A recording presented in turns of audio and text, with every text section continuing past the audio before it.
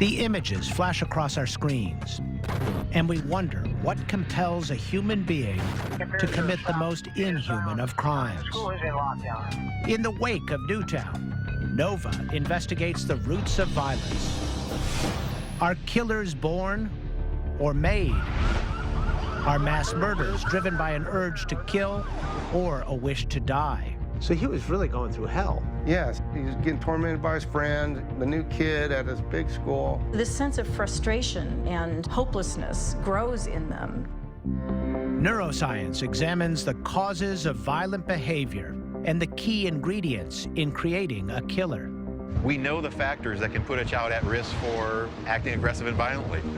The kids who typically do these rampages show many of the same factors. These were very important behaviors. They're telling us something. These were kids who are going to go on to have serious hostile and aggressive behaviors toward their classmates, even though they don't look that way in infancy.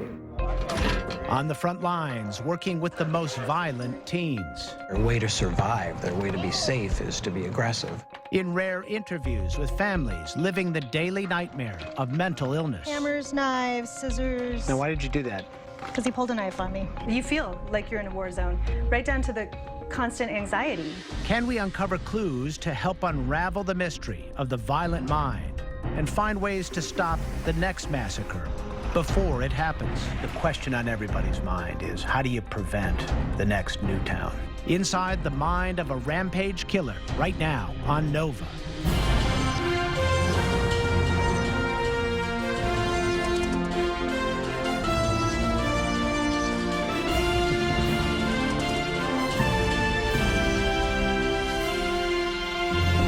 Major funding for Nova is provided by the following.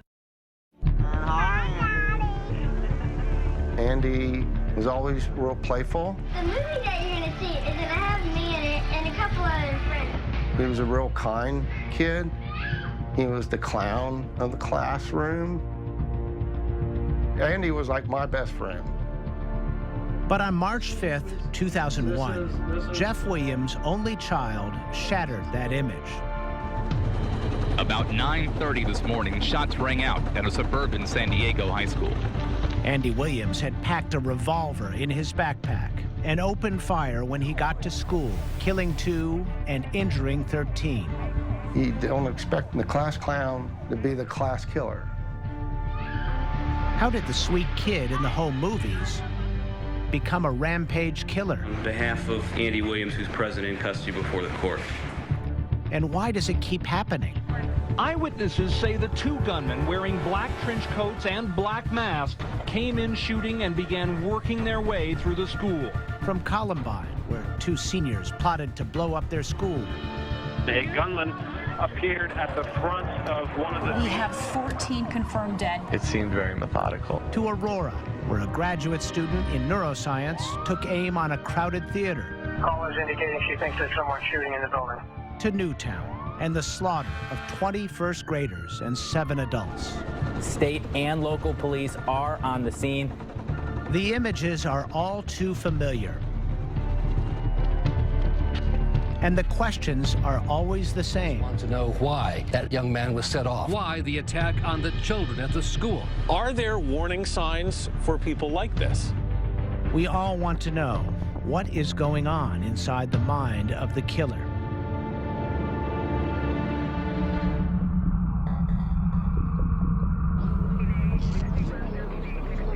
Unfortunately, there is no easy answer.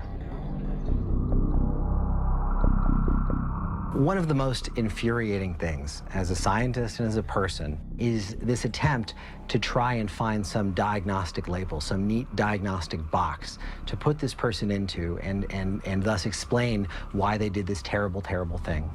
But that has not stopped researchers from trying, and their hunt for an explanation is taking them closer to some answers. Little did they know when the work began many decades ago. And a human rampage spreads death and terror across the University of Texas campus. 24-year-old student Charles Whitman goes berserk. In 1966, ex-Marine Charles Whitman killed his mother and wife, then climbed to the top of a bell tower at the University of Texas and started shooting.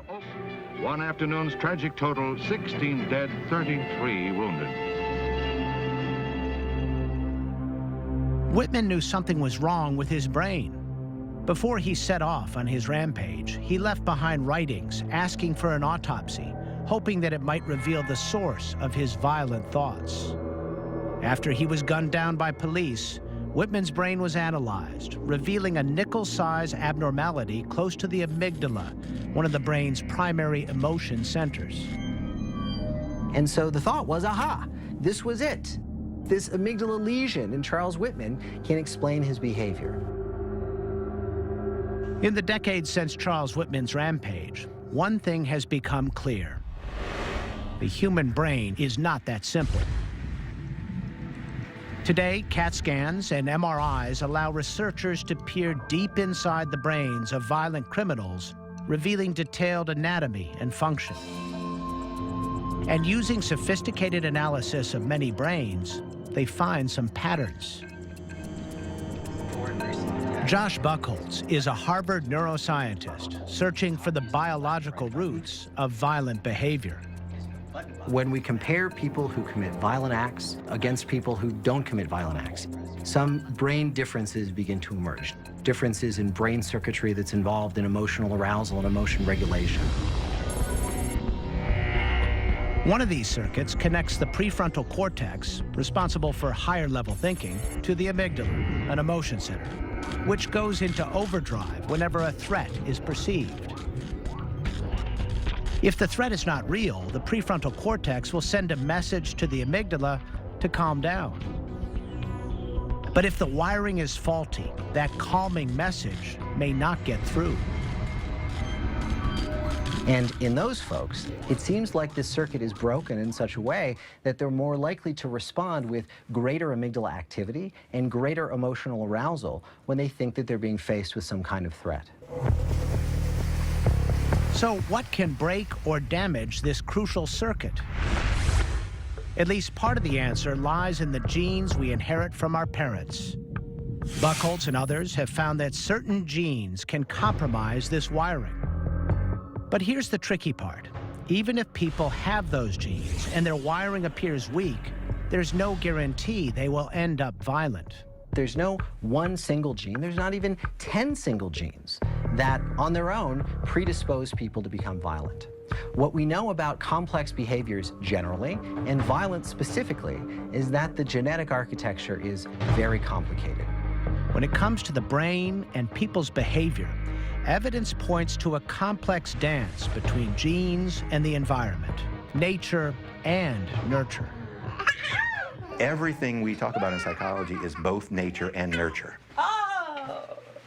So the trick is to find out, how do they both operate? It's never one or the other, never. Key clues to how nature and nurture might operate to shape the brain are emerging from studying families. And some of the best evidence is coming from these families, rats. Remarkably, researchers discovered that baby rats who were licked frequently by their mothers grew up to be calmer and gentler adults. But if the mother was standoffish, when the babies grew up, their biology and behavior was different. What we were particularly interested in is the way in which these animals might respond to stressful events. And we found that the offspring of the low-licking mothers during periods of stress showed greater increases in blood pressure and greater increases in stress hormone production. They will scream, they will try to bite you. Just walking into their cage, those rats will respond differently. Moshe Schiff and Michael Meany of McGill University knew this violent behavior was not strictly inherited because it happened even when the caretaker was unrelated and long after the rats were grown. Could it be that nurture was trumping nature, somehow changing the way the genes worked? The behavior of the mother has an impact on the offspring years after the mother is already gone. And we reasoned that there must be some mark in genes that marks that memory. Studying the brain cells of calm and stressed out rats, they found that different genes were getting turned on or off in the babies depending on how they were treated. When a baby was licked and cuddled, cells in the rat's hippocampus, a part of the brain that helps regulate emotion, turned on a gene that reduces stress hormones. But if the baby was neglected, a chemical chain reaction began that effectively shut down the gene, causing stress hormones to soar. And amazingly, these changes would stick long after the baby grew up. What we've learned from animal models, which was pretty astounding, is that the quality of maternal care in the first week of the rat baby's life sets up the stress response system in the baby. Harvard researcher Carlin Lyons-Ruth doesn't study rats, she studies people. Of course, there are differences between rats and humans, but she's finding we might have a lot in common, particularly when it comes to the relationship between parent and child and how it can impact the way the child will respond to stress throughout his or her life. It started with a simple yet revealing experiment called the strange situation. Here's how it works. The baby is placed in a room with some toys. The parent leaves. The baby, predictably, gets upset. Next, a stranger comes in and tries to provide some comfort. No luck. The baby just wants his mom. So in comes the parent. What happens next is what Lyons-Ruth finds fascinating. We're interested in how the baby responds to stress and then how the parent is able to help the baby regulate that stress. Most of the time, it is a happy ending, like this one, but things don't always go so well. The Lyons-Ruth research videos, now 30 years old, have never been shown outside a narrow circle of scientists. To protect the identities of the participants, we obscured them digitally. You're going to see mother come in. So you hear the mom enter silently. Yeah. It's a threatening approach. We usually signal that we're friends, we smile, we talk. Arms to open, approach whatever. silently is threatening. The lab assistant leaves. She then goes to mother. And then you see the mom step back. Right. And the baby is now going to stop. It's just comforting herself on the rug. She gets up, she looks to mom. She's not quite comfortable just scooping her up. And she hesitates and she does that. And then she picks her up. We call this the hot potato pick up, put down. Quickly the mom puts her down again in the middle of all the toys. Though this behavior would never qualify as abuse, some of the moms found it harder to comfort their distressed babies. As an observer, you see that there's a bigger picture emerging, that there's the silent entry, there's the not moving to the baby, there's the hesitating when the baby moves to her, there's the awkward pickup, there's the quick put down, there's the silent interaction from there on. So as these accumulate, you begin to get much more pattern of the emptiness and what the baby's not getting in terms of regulating their own state. The research team followed about 60 families over 30 years.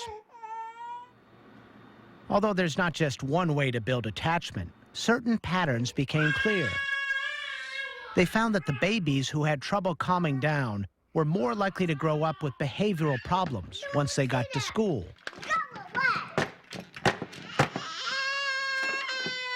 They're predicting that these were kids who were going to go on to have serious hostile and aggressive behaviors toward their classmates, even though they don't look that way in infancy. And when they became adults, the same group was twice as likely to be antisocial or suicidal.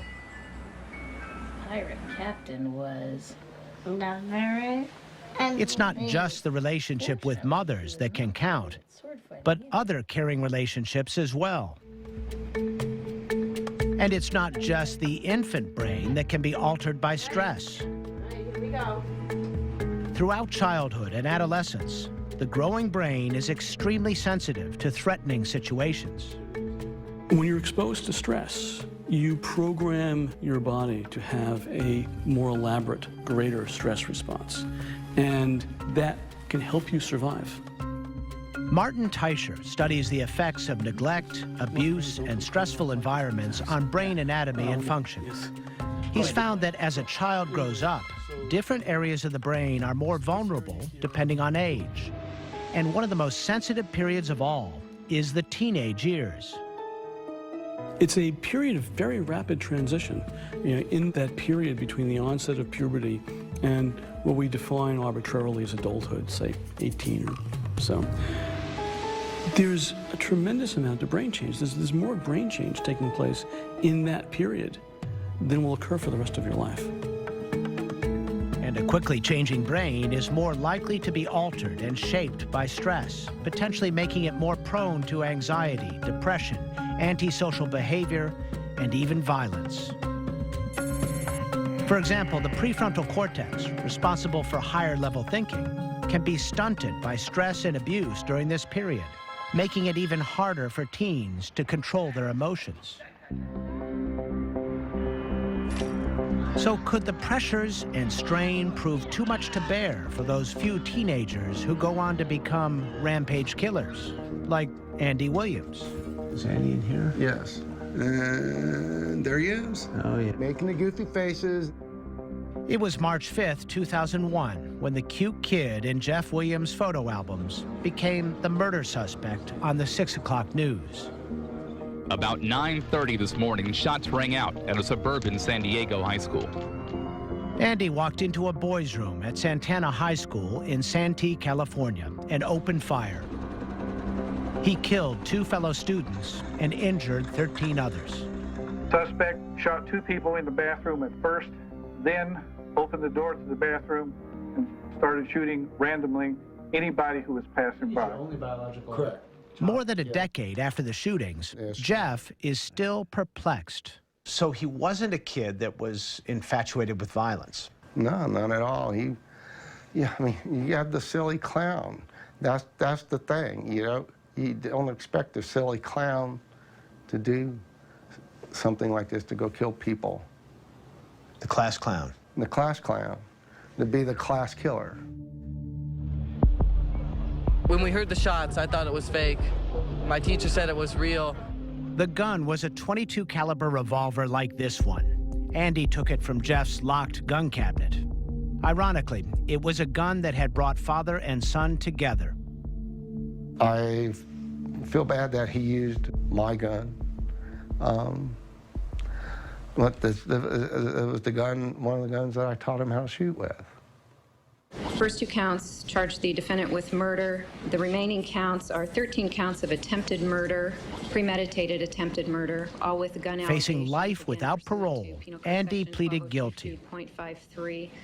At his sentencing hearing a year and a half after the shootings, he faced the families of his victims. All I ask is that you look at the horrors Andy committed and not to be lenient because of his age.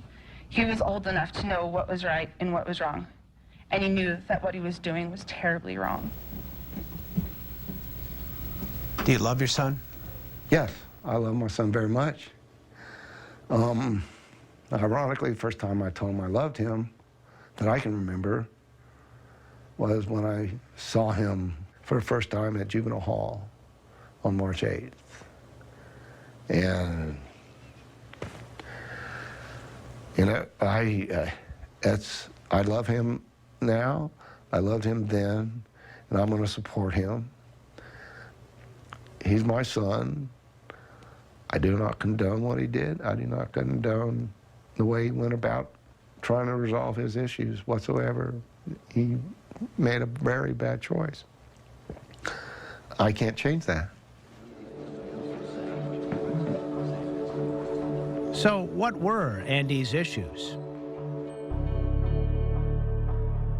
After the shootings, the truth began to emerge. For Jeff, the revelations were a complete surprise. He knew that Andy was the new kid at school. He and his son had recently moved to a San Diego suburb from Maryland, leaving his ex-wife, Andy's mom, a continent away.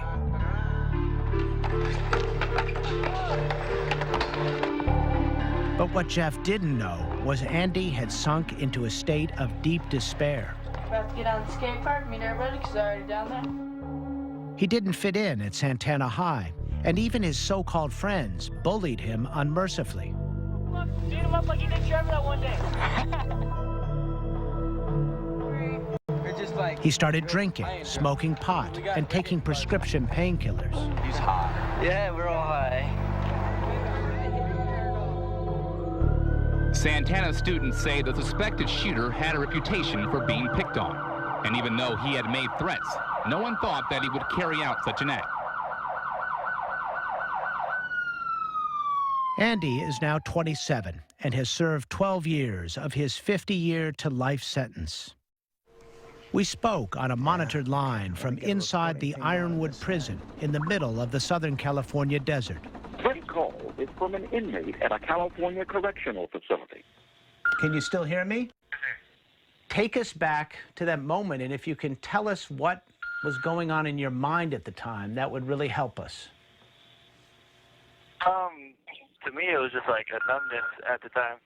You know what I mean? And like I couldn't really, like at 15, I didn't really think like all that stuff through. I didn't think 2 boys were gonna die. I didn't think 13 people were gonna get shot. I just thought I was gonna make a lot of noise and that the cops were gonna show up. Did you feel suicidal? Absolutely.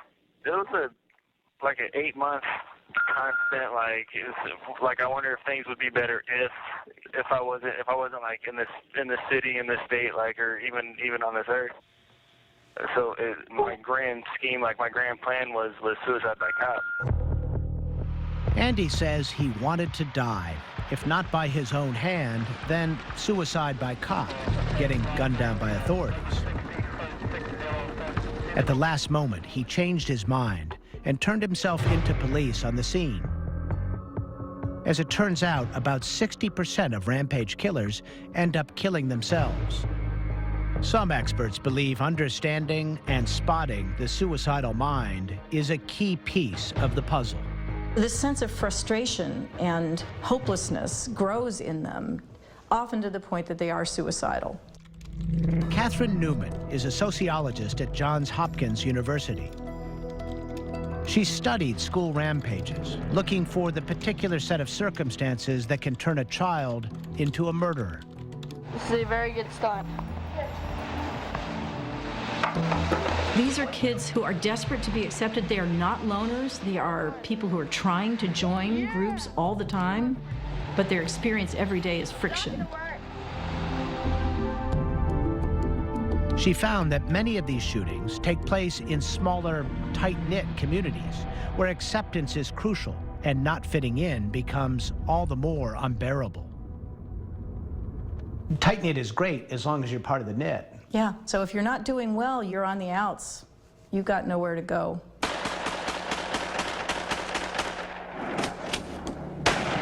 Imagine that in someone's brain. It sounded like fireworks, like pow, pow. Depression, suicide, and exclusion proved to be volatile factors in one of the most infamous rampage shootings of all, Columbine.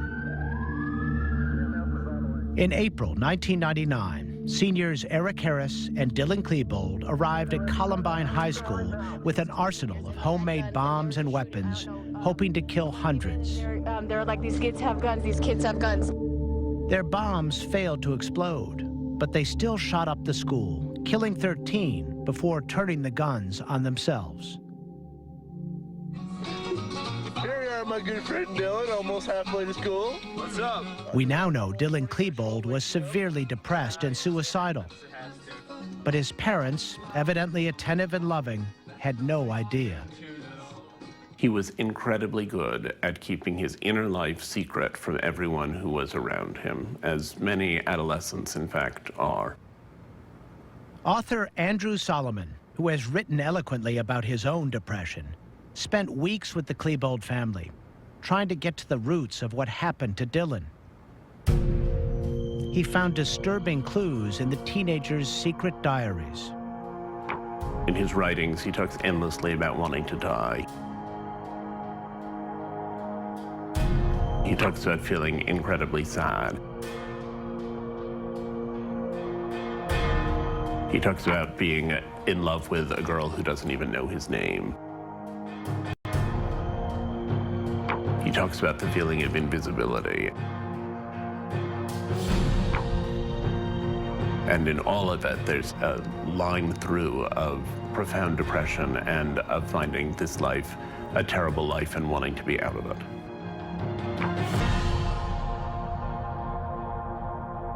So is the brain of a suicidal person like Dylan Klebold different? Psychologist John Kelp is trying to find out. We're looking at what's different about those people. And one of the things I think we feel confident about is that there is something different about those people, that it's not just a feature of depression. Take your 3 fingers, put it on the buttons, and 1, 2, and 3 stand for the response, red, blue, or green. So you're going to see Kelp something believes one fundamental difference may show up in a deceptively simple test, which he let me try. It's called a Stroop test, invented by psychologist John Ridley Stroop in the 1930s. All I had to do is identify the color I saw on the screen. Go through the set as quickly as you can. Okay, all right. But when the color and the word do not match, it gets more interesting. The thing to do is just respond to the color. Yeah, okay, got it. Wait a minute, that was... The color it is printing. Okay, I get it.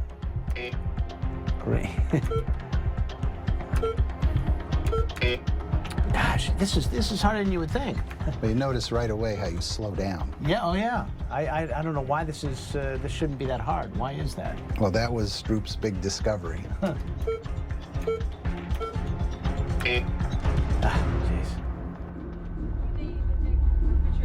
Kelp had 2 groups of people complete Stroop tests while their brains were being scanned in an MRI. Lie still and relax, okay? One group was depressed, and some had attempted suicide. The other was healthy. He noticed a surprising difference in their brain scans.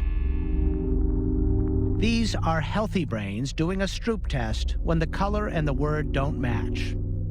The red areas denote increased blood flow, and thus brain activity, in the frontal cortex region, the cingulate, which resolves conflicting perceptions, and the visual regions as well. Now look at the brains of depressed and suicidal people doing the same test. That's very dramatic. Look at that. What it's telling us is that they're not activating regions that are necessary in order to process the task as efficiently. And we see the visual areas. Kelp has found depressed, suicidal people are just not as good at the Stroop test.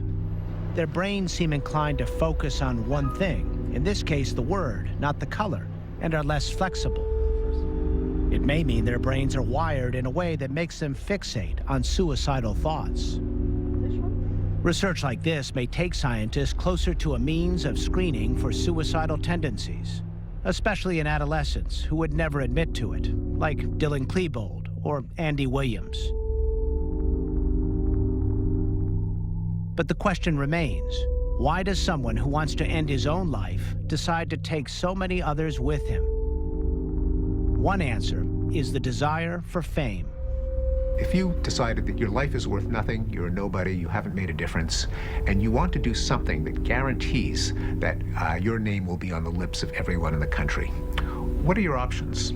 There's only one, and that is kill a lot of innocent people. According to many experts, rampage killers are often trying to remake their images. And they say boys are more likely than girls to use violence to change the way the world perceives them. Violence, in general, is a guy thing. Testosterone isn't responsible for all kinds of violence, but it does seem to be involved in the response to a challenge to dominance. And you will know my name is the Lord when I lay my vengeance upon thee. The link between violence in the media and real-world violence is still being debated. Then I will break you. But it is clear rampage shooters sometimes cast themselves as Hollywood villains, the anti-heroes. Aurora shooter James Holmes was infatuated with the Joker in the Batman movie. Good evening, ladies and gentlemen. What young people see is power. They see power, they see people who inspire fear in others or respect. I only have one question. Where is Harvey Dent? The anti-hero is a respected character. Better to be infamous and irrelevant. Better to be infamous than invisible. Andrew Solomon found evidence in Dylan Klebold's diaries that the Columbine shooter was, in a sad, twisted way, trying to redeem his reputation. Unfortunately, Dylan was very good at keeping both his despair and plans for redemption secret from the adults around him. What's clear in reading Dylan's diaries is that he was in agony. He was in terrible distress for a long period of time. If someone had only known that, and if someone had only been able to help assuage it a little bit sooner, perhaps this wouldn't have happened. And so these are just, various school pictures. Like Dylan Klebold, Andy Williams never said anything to his father about his suicidal thoughts or his plans to bring a gun to school. In fact, he lied about the bruises and cuts from the bullying, said he fell off his skateboard. Was there anything that you wish you did or you wish your dad did? No, I wish I was brave enough to tell somebody what was going on with me. I wish I was courageous enough to confront, everything that was happening to me. So why were you holding back from your father, though? I don't know, man. I think I was just ashamed to confront my failure. Is it possible to help kids confront their problems before they escalate into violence? I was there right after the storm. Psychologist Paul Frick has spent his career trying to understand what causes violent behavior so he can try to stop it. Actually, that's pretty bad. I met him on a windy, cold day at the University of New Orleans. I asked him if there was any way to spot a rampage killer in the making. And the analogy I use is like a hurricane. We're kind of good at predicting what conditions make hurricanes most likely to develop. Low pressure, the warmth of the water, wind shear, and things like that.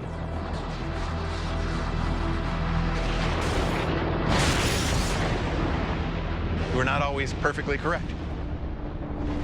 You may have the perfect conditions and somehow the hurricanes don't develop. And that's the same thing with violence. We know the factors that can put a child at risk for acting aggressive and violently. And the kids who typically do these rampages show many of the same factors. The thing we're not too good at is determining when does the perfect confluence of influences lead to a Category 5 hurricane. So the rampage is Category 5. Rampage would be Category 5.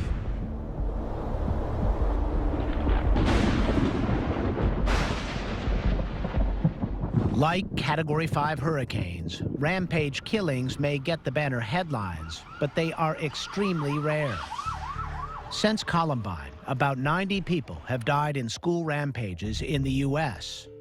For every single person killed this way, about 2,000 died in less infamous homicides. When it comes to violence overall, scientists have a slightly better track record predicting who will become an offender. For that, they turn not to brain scans or psychiatrists, but to statistics called actuarials. Instead of turning to neuroscience, we can turn back to some perhaps less sexy, but still very useful techniques that are derived, of all places, from insurance companies. There are characteristics that, when they occur together, markedly increase the risk of violent behavior. Youth, male gender, substance abuse, a paranoid view of the world, hostility and difficulty controlling anger, preoccupation with weapons. These are the factors that greatly increase the risk that a person will turn to violence. But there's a hitch. The problem is that there are tens of thousands of people who fall into that category, and the majority of them will never commit a violent act. And that's the limit of our predictive abilities today. Without good predictions, what can we do to reshape young minds before they become too entrenched in violent thoughts? The adolescents who are committing serious crimes, the adolescents who are doing very serious, aggressive, and violent acts, typically have started with mild or cognitive problems early in development. They've had problems in school, maybe even in preschool. And so the key, the number one thing, is to do early intervention, early mental health programs, because we know what are the early signs. It's behavior problems early on. But when, if ever, is it too hard or too late to change a violent mind? This is the Mendota Juvenile Treatment Center in Madison, Wisconsin. And these are some of the most violent teenagers in the state, the worst of the worst. Tissue? Too hard to handle in the traditional juvenile prison. That's why they're here.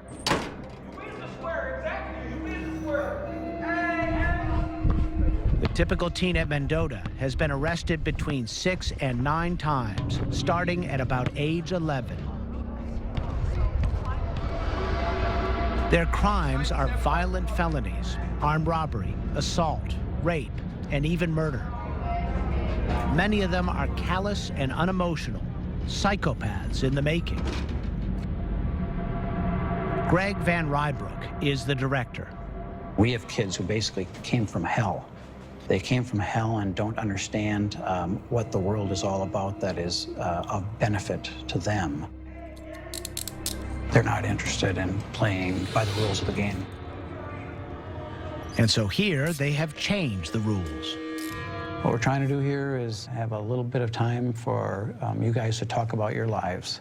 And despite the locks and chains, Mendota is no prison. It is a mental health facility. But I'm really talking to your heart. And Greg is no warden. He is a psychologist. What you're thinking about for your future. Deal? Is that okay?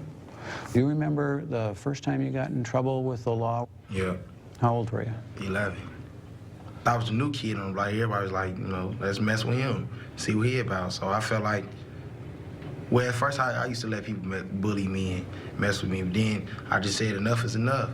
And that's when I started fighting. It wasn't a school playground fight then. If you got caught, it was worse than that? I kind of like got into, like, I wouldn't stop fighting until I seen blood, like until he was badly hurt. And then? Then guns came. Guns came? How did guns get there? You know, I just started playing with guns. Well, how do you, I couldn't get a gun if my life depended on it, probably. How do you get a gun? It ain't that hard. Oh, what do you mean it ain't that hard? You can find a gun, like, in an alley, somewhere ducked under, like, somebody's car on the side of somebody's wheel. I bought a gun from this dude for like $60. And how did you live? Selling crack. Okay, this guy's been sitting quiet, but I can tell he wants to talk. Something must have got you here. I was tired of being picked on, man. I was tired of losing fights. I was tired of struggling, you know what I mean? So I got me a little crew, you know what I mean? Start getting cool with people, you know. So I don't got me a crew, so I don't really know when you got me a crew. What is a crew? How does that work? Like, I had others, you know, we'd stand up with each other, stuff like that. There aren't any school rampage shooters here, but the same storm brews inside. A storm fed by a lack of hope, loneliness, fear, access to guns, and a deep desire to prove themselves.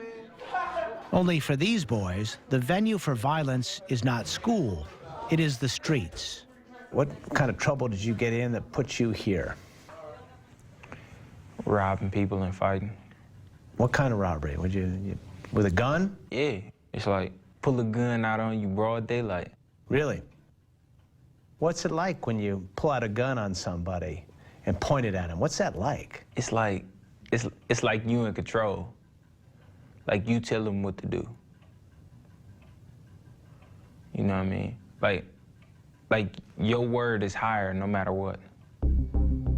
The usual approach is to lock these kids up.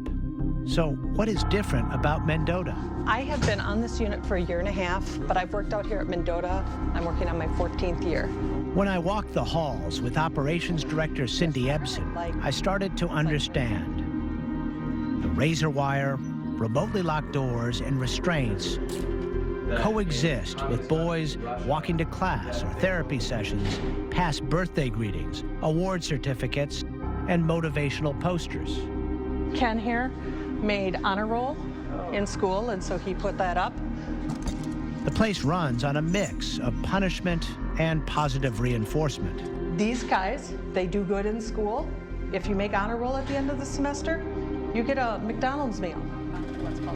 There is a direct and immediate connection between conduct today and privileges, or not, tomorrow. All of it is tracked in meticulous detail. What did you think coming here would be about for you? I don't know. It's like it's all based on, you know, my behavior to go home. Yeah, like it's all dependent on me, you know what I mean? It's like faith is in my hands, you know what I mean? My freedom is in my hands, you know? Either I can grab it or I can let it go by fighting somebody else. So what's hard about grabbing it instead of fighting? Like,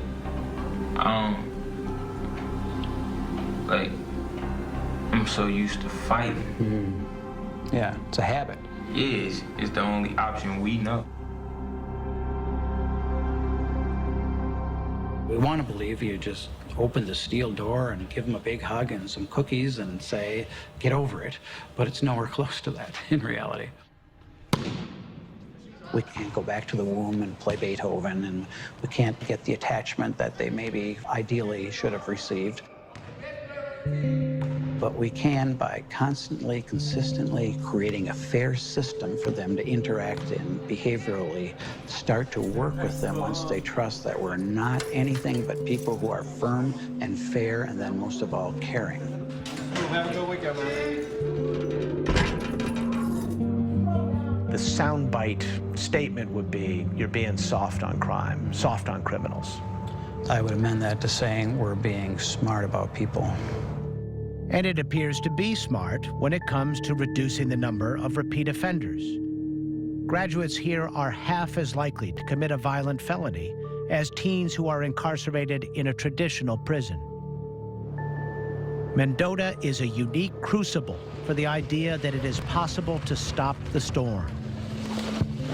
If it works here with some of these callous, unemotional felons, perhaps intervention can stop the clouds from building inside a potential rampage shooter. Are there kids that are beyond that, just kind of lost causes? No, and I will say that, and I think people will disagree. And I will say the younger that is, the more sure I am of that statement. The only time a kid is a lost cause is when we're not willing to put the resources to give him what he or she needs.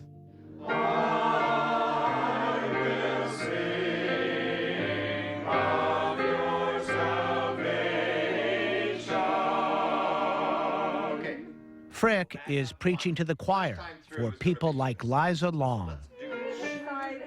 Liza is trying to bring a national discussion about mental health care to a crescendo. Everybody wants to help these kids, but we don't have the information, we don't have the resources. You know, too often there isn't enough. She knows firsthand how unavailable and unaffordable mental health care can be in the U.S. After all, she's trying to stop the storm from building inside her own son. When Adam Lanza went on his rampage in Newtown, Connecticut, Liza watched with a strong sense of foreboding. Might this be a vision of her future? Her son, we'll call him Michael, is a bright, normal 13-year-old most of the time, but he is prone to violent, uncontrollable, blind rages. Yeah, you never know. I mean, all of this roiled in her mind as she wrote a blog post about her son that went viral. Circulating across social media today is a blog written by Liza Long called I Am Adam Lanza's Mother. It launched a national conversation on the link between mental illness and violence. I had no idea that I wasn't alone. Really. I thought, I must be the only person in America who's struggling with this. And boy, I heard from so many people who said, you just told my story. Liza Long lives in fear every time she leaves the house. You feel like you're in a war zone, right down to the constant anxiety. I'm always checking my phone. I'm panicked. What if something goes wrong?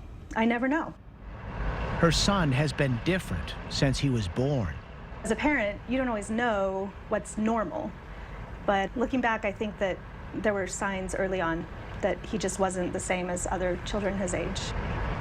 He'd do things like bang his head against the wall a lot, and I remember asking the pediatrician about that, like, why does this kid bang his head against the wall all the time? Oh, you know, just some kids do that. It's like, or repetitive sounds. He made a lot of repetitive sounds that, again, we just didn't know any better. I'm starving. Uh-oh. Yeah. I met Michael on a good day. I know. Yeah. And it was actually kind of fun because you really have nothing to do in the loony bin. Don't call it the loony bin, That's honey. what it is. But in her car, Liza carries evidence that he can change into something very frightening. Oh, here it is. Okay. Yeah, so So what's this? this is the Tupperware container. What's in it? I'll show you. Wow. Hammers, knives, scissors, anything sharp. Now, why did you do that? Because he pulled a knife on me. Wow. So the knives travel with me. I don't have to worry about that. Not surprisingly, Liza does not have a gun in the house and doesn't think anyone with a child like Michael should. I'm not doing anything. You push your foot down on the pedal. Please go away. I moved this chair out of the way and then moved the piano bench out and then sat down on it and then he came over here and started playing the piano. No, I and was claimed playing he was playing it. before you sat down. Brothers bickering, the usual stuff in most households. Thanks a lot. But here, everyone is on eggshells. Do you need to take his Zyprexa just in case? Because every now and then, for no apparent reason, Michael flips into a wild rage. What happens when you have a rage? Your mind goes blank. You think about nothing but getting revenge on the people that have hurt you. You lash out and do violent things. It's very hurtful, and afterwards you may be incredibly tired and basically depressed. Wow. You feel really bad about it, but you know that there's not really anything you can do to make up to the people you hurt during those incidents. And you can't control yourself when you're like that, and no one else can. When you get like that, you just want to get the heck away from anyone in the area. It's kind of like a werewolf. When a werewolf turns into a werewolf, it doesn't know who he is, it doesn't know where he is, it just wants to hurt and fight people. So you feel like there's another person inside almost? Basically. Scary. Yes. The first time he pulled a knife on me, he was 10. Yeah, that's a really frightening thing. It's just a really frightening thing. But again, as a mom, and I love this child. I just love this child. But it's exhausting. It's and it's painful for him too. I mean, you know, he's not the type of child who wants to get to that space where he's that angry or that violent. He doesn't want to be there. And so that he doesn't have the coping strategies or the ability to stay in a safe space for him, it's frustrating for him and scary. He's scared of himself when he gets like that. Is it hard to love him? It's never hard to love your child. It's hard to wonder how to help your child and to feel helpless. That's what's hard. The frustration is compounded by this simple yet frightening fact. Medical science cannot even settle on a diagnosis, much less a cure. By the time he was 10 years old, we had looked at autism spectrum, we had looked at intermittent explosive disorder, oppositional defiance. We hadn't considered ADHD at that point, but that got thrown into the mix. Basically, people are just looking at your child saying, well, something. Let's throw some medication at it, see if it sticks. So what do we have here? Some of these are some of his older meds. I just kept them in case they change his dosage, frankly, in case they say, oh, we're going back to that drug. When I met Michael, he was on a drug that is used to treat ADHD and anxiety. He's done really well on it. Yeah. So since he's been on it, has he had a, real escalating episode or anything? We did have to call the police one time since he's been on this medication, but he de-escalated when the police came, which is huge. It's really great. Here you go. It's time.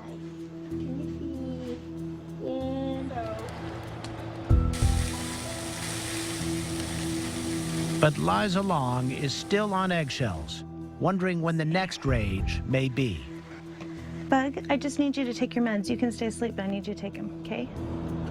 In December, a minor argument in the car escalated. Michael tried to throw himself into traffic. 2 days later, while he was still hospitalized, Liza saw the horrible images from Newtown. Callers indicating she thinks there's someone shooting in the building. Until today, Adam Lanza was known mostly in his neighborhood as someone who did not play well with others. My first thought was, what if my son grows up to do something like this? And I sat down and I wrote that piece right there. She took a lot of heat by speaking out. Many criticized her for stigmatizing her own son. But Liza feels it is important to stop avoiding this taboo issue for her son and for anyone who may struggle with mental illness. We're seeing children like this who need help everywhere. They're everywhere, and yet they're kind of silent until we have a Newtown. Yes, and that's the tragedy.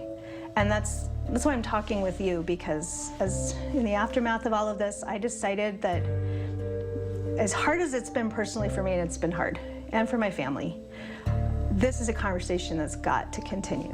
That kind of scenario I gave you before. And so will the research. Right, here we go. While it may never give us an easy way to identify a future rampage killer, it has made it crystal clear it is never too early or too late to make a difference in a child's life.